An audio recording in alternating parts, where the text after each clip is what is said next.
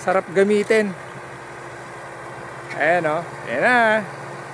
And Huwi! What's up? Go fam! Okay, so pangalawang araw ng umulan dito ngayon. So yon, sakto, maganda na mag land prep Go fam.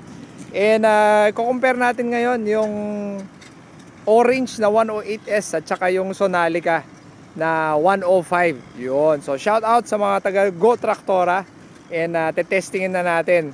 So yung mga previous video natin, tinesting natin yung power harrow or yung rotating plow, rotary plow pala, sorry, rotary plow.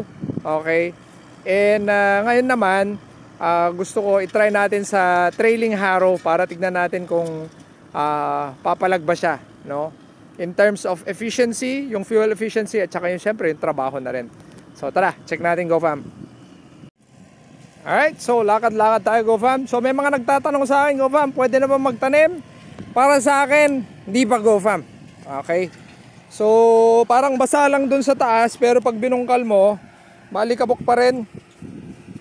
Tuyo pa din Go fam. So ayun sila. Yun. Try natin na lapitan.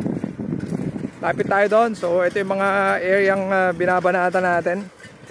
Binabanatan no? Binubugbog. Okay, medyo mabato kasi tabi to ng tabi to ng ilog, and usually dito sa amin nagkakaroon ng flood. So yung tubig talagang wala ka nang makita dito. So hindi ko alam kung naririnig nyo ngayon, may mga bato na tumutunog. Okay, dali, lapitan lang natin. Yun, grabing buhaghag oh. Pasok na pasok. Ayan sila. Yun. So siya pala, update natin dun sa rotary plow. Ang consumption per hectare mga nasa 25 liters, 23 to 25 liters. So yun ang consumption niya. So ito, tingnan natin. Nice. So ito yung 108 natin Go fam. Yun. Grabe, mabato. Mabato. Diba? So tara, puntahan naman natin si yun oh. So na-flood kasi ito eh. So tara, puntahan naman natin si Sonalica. Yun.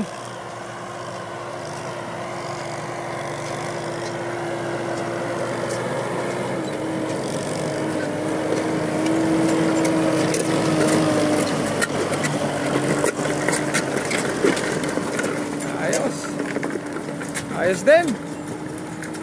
Iba yung ingay. Itong 108 matining. Ito mas mababa yung tunog. Ayan na sila. Head to head. So ang kambyada daw nung etong Sonalica nasa primera high. Tapos yung 108 nasa kwarta medium ata. Kung gano, parang wala siyang inihila. Kasi nga, syempre, malaki yung malaki yung makina nitong mga to. Sarap gamitin. Ayan o. Ayan na. Ayan.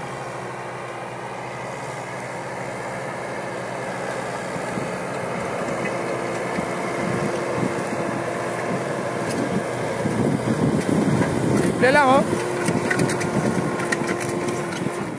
Medyo mabigat pa yung stable namin. Ganda. So yung klase pala ng lupa dito, sandy loam.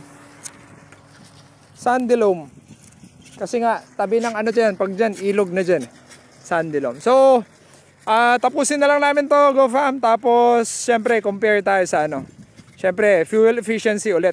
Tingnan natin kung nasa range siya ng mga nasa 12 to 14. Yan. Sabi nila may mga 9 daw eh.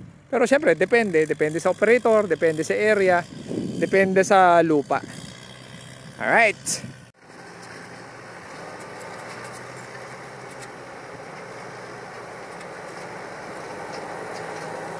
Simple lang yung hila oh. Tahimik. Hindi hirap.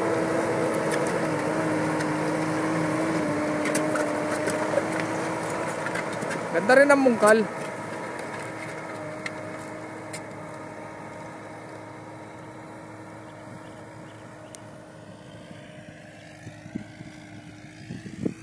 Yun, oh. Lalim. Oh, ayun, oh. Sa kalalim. Nice. So, good luck sa ating mga magtatanim. Tanim lang ng tanim, kahit lugi. Charet.